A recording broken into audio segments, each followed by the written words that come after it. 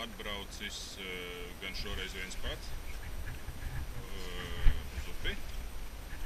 Pamēģināt noķert vienu no pēdējām iespējams šo sezonu līdakām. Veči teica, ka ja policija apstādina, tad būšot. Man 2 reizes apstādināja, lika iepūst, tad jau būs lielāk. Un ārā stiprs diezgan vējš.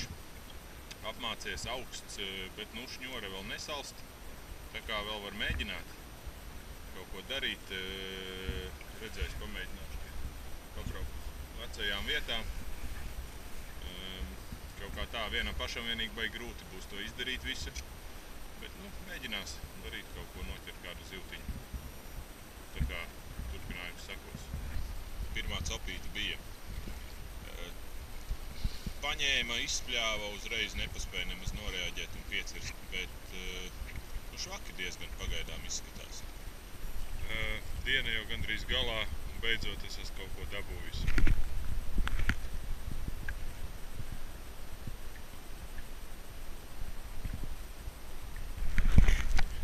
Divreiz ņēma un te beidzot paņēma, bet tur ir vēl viena zivs iznāca augšā, jāpaslīd pišķiņ tuvāk.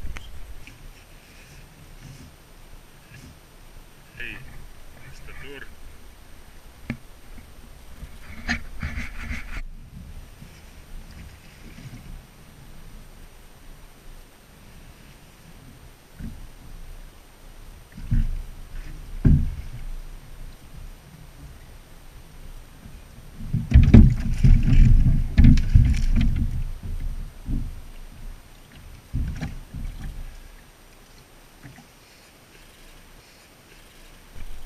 Bija tāda uz 2 kilo aizlaida. Bet bija lielā zivs, tikai dēļ tā, ka nav sačaka līdzi un nekā cita ar ko paņemt. Negribējās bāzt roku mutē galīgi un palaidu savas muļķības pēc. Nebija jau baigi liela, bet jāsaka godīgi, uz mušas tik liela vēl nav bijusi man galā. Principā varētu jau domāt, kad es viņu gandrīz izvilku.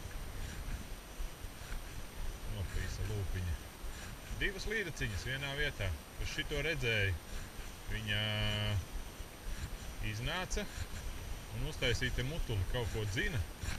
Un tā, kad es iemetu, uz pirmā vilciena bija cope, bet viņa neuzķērās.